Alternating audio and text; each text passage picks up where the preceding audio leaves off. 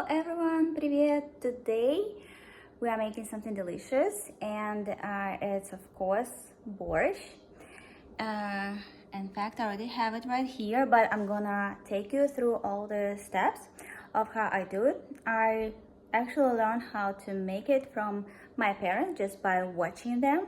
It's actually something that I like cooking. Like, I'm not a great cook, you know, I don't know how to cook something like, you know, exquisite or like high like cuisine or something like that, but I do know how to cook some Russian dishes, and I feel like I have mastered that, and I think this is one of them.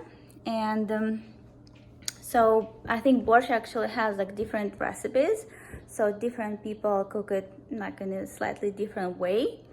But yeah, this is how I learned how to do that, and I hope you'll enjoy it and maybe try cooking it at home someday. Here, that's what we got for borscht. That's all the ingredients. So I decided to go with ribs. Normally just the type of meat should be with bone and a bit fatty. It can be beef or pork. This is pork. So also we have these ingredients, beets, carrots and onions for something that is called zazharka. That's like a special step in the preparation of borscht, where you fry these vegetables together with tomato paste. Also I got potatoes. Those are, I believe they're called baby potatoes or something like that. They're smaller than the usual potatoes, and I just didn't want to buy the whole bag because typically they just start rotting after some time. It just like happens to me all the time. And so this is cabbage. It's basically like the final step. And I got olive oil and pepper and salt. And also when the borscht is done, it's always good to eat it with like a bit of sour cream and some dill. So I got this. Oh, it says dill for pickling, canning. I'm not sure what it says there, but I hope it's still okay. Okay, so here I got some water.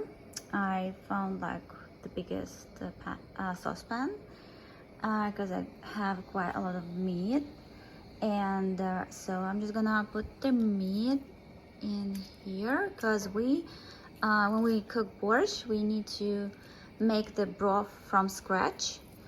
So right now what is gonna happen is I'm gonna boil it and basically then take out the meat when it's done and use the broth for boiling the vegetables.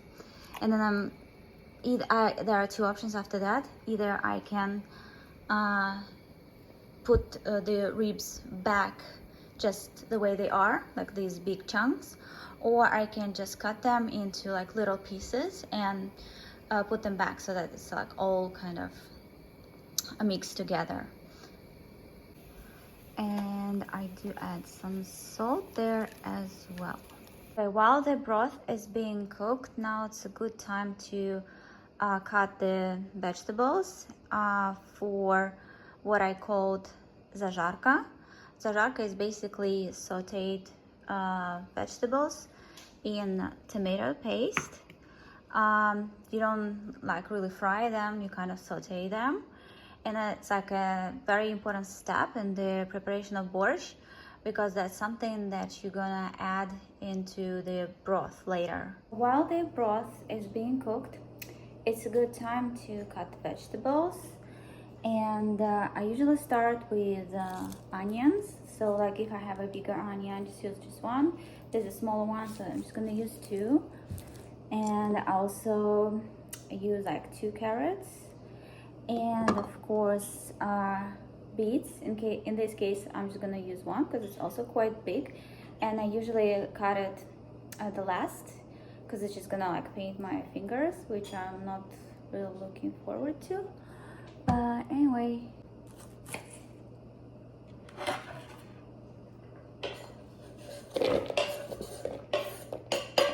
I hate cutting up onions because it makes me cry all the time. Look.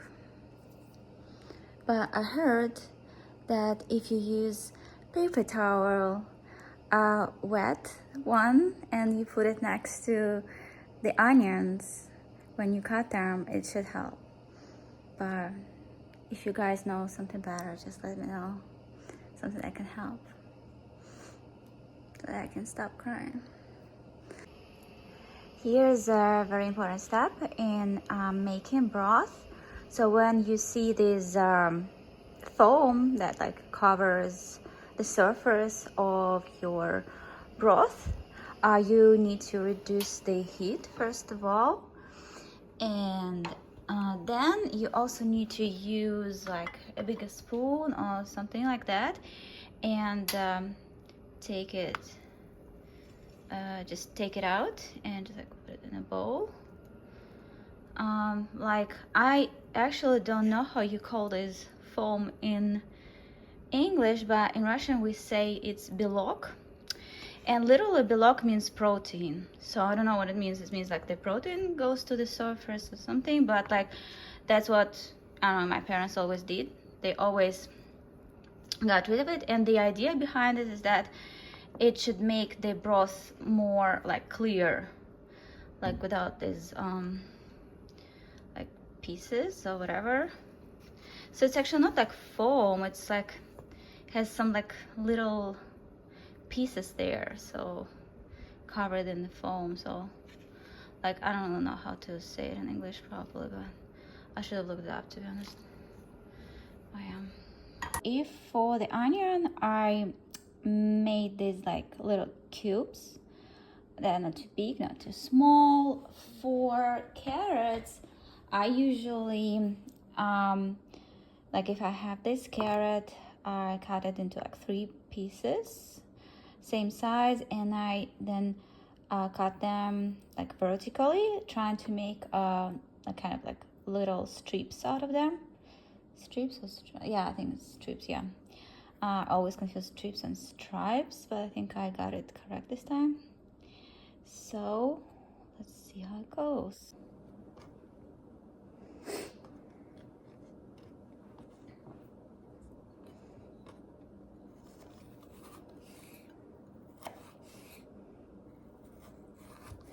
Okay, so here you can see, so I got it into like 3 pieces.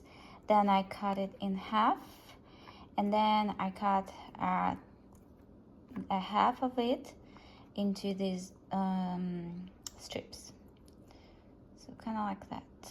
I might make them even thinner, but something along those lines. I'm trying to get rid of this foam along the way. This is how much I got. So I'm just like check on it from time to time and just like take it out as much as I can.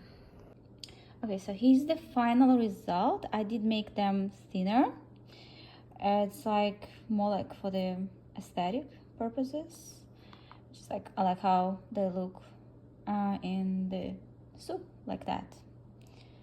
Here we go. I already cut up the beets, and again I made these like kind of strips out of them, and of course it painted my fingers and my fingernails. Maybe I should use something like gloves next time. Should have thought about something like that. Okay, while the broth is still being cooked, typically the meat can sit there for like 2 hours. Like then you can just like try it, see if it's like ready. I should start making some zazharka, which is, like I said, sauteed vegetables. So just like use some like olive oil, and then I just like spread it on the surface, and then like the first thing I add is onions. Like I let them sit there for some time until their skin get like golden, and then I'm gonna add carrots and beets, and again let it sit for some time, and after that I'm gonna add some tomato paste. Oh, and of course salt and pepper. So now the onions are ready and smell delicious, and now it's time to add the carrots and beef.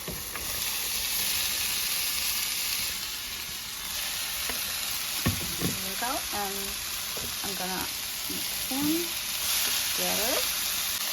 So I'm gonna fry them like that for some time till they become a bit softer, and then I'm gonna go ahead and add the tomato paste. Okay, so here's the trick. I've added the tomato paste, but I also need to add some water, just so that I can actually saute the vegetables so that they are not kind of too dry. My zazharka is almost ready. So the vegetables are quite soft. So the consistency is not too thick, not too liquidish. It's because we added the tomato paste, so it can get very like sticky and thick. That's why we added some water as well. And while it's still sitting there, I'm gonna go ahead and cut the potatoes. Peel the potatoes. It took me some time. It's not my strongest suit, let's be real. And now I'm gonna cut them into cubes. So I'll show you, but like we cut onions into cubes, but we cut carrots and beets into strips, and so we cut potatoes into cubes. And as for the cabbage, we're gonna cut it into strips, but like a bit bigger strips. So the cubes shouldn't be too small. I mean, if you like doing that in a different way, like if you want to make them smaller, it's up to you, but like I usually make them this size, so they are not too small, not too big. I turned off the heat for zazharka. It's ready, but I want to let the meat sit there just a tad bit longer. And since it's happening, I have time to cut the cabbage to like prepare it. It's actually basically like the final step. You add it at the end, but I just want to cut it up, so that's so that I have it ready. As for the cabbage, I cut it in half, and then I'll just show you in a second how I cut it into like strips. So they're like, you can make them smaller, like you can make them bigger, but they are not super thin, and like not like kind of like identical like it was in case of like carrots and what's the name, beets. Yeah, well, it works like that. Okay, I prepared the potatoes, the cabbage, and now it's time to take out the meat and these big chunks and let them cool down.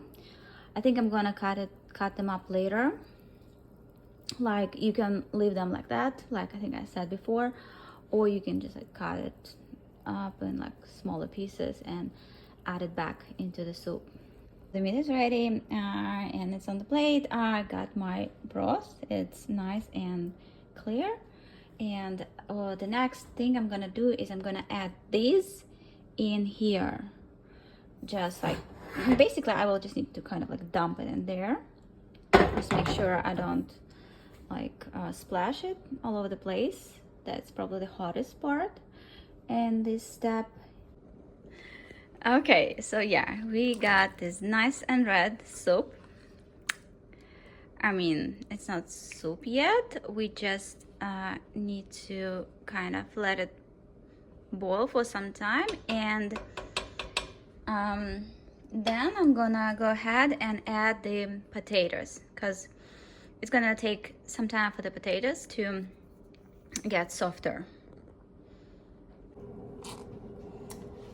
So adding the potatoes, and I hope I'm not gonna splash it all over the place. That's not too bad. That's actually kind of like a master level. Yeah, I'm satisfied. I also like increase the heat because it's gonna, like I said, take some time for the potatoes to get ready, and we just have to wait. In the meantime, since the meat is already not that hot, now I can actually like touch it and cut it. I'm just gonna go ahead and prepare it too. I'm just gonna cut it into like individual pieces, maybe like this size or something like that, something that is not too big. Yeah, and it's gonna actually add it back into the soup, and it's gonna be the final step in this whole process.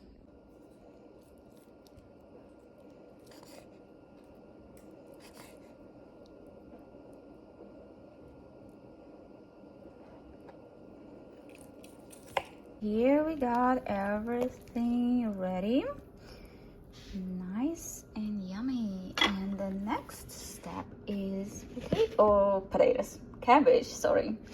Yeah, and well, basically I just need to dump it in there.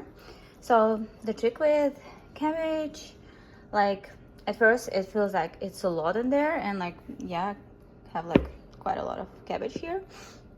But while it sits there, it gets softer and softer and softer, and like it fits there perfectly. Now we got the cabbage here. Just gonna store everything. I just stir it, and again, just let it sit like that for some time until the cabbage gets softer. Oh, actually forgot this step. I actually should have added it a bit earlier when I added the zazharka slash sauteed vegetables in there. So these are bay leaves. They just give this nice, you know, like smell and like flavor. So I'm just gonna go ahead and do it now. I just add like around maybe like 2-3 of them, and it should be fine. So you just like add them in there and just like kind of like stir and stuff. And I remember when we were kids, whenever, so there are basically like 2 or 3 of them in soups, and like special borscht, so not so many. And if a person got a plate with the bay leaf, we would consider it as like a good sign or something like that. And we also called it like a letter, as if like you received a letter or something. So just like some like crazy, I guess, like game. Another thing that I added is this dill. It's like just dried dill, because like I don't actually like add a lot of spices and stuff like that. I just don't feel like doing it. And but this is something that I would do. Okay, so our cabbage is getting like visibly softer, and now it's time to add the meat, like the little chunks of meat in there. So yeah, it's gonna go back to its place. That's it. Here we have all the ingredients. I just want to let it sit like that for some time and like stir it and stuff, and yeah, that's it. That's the final result. Okay, and here's the final result in the bowl. So nice and pretty and very, very tasty. I'm gonna enjoy it. Bye.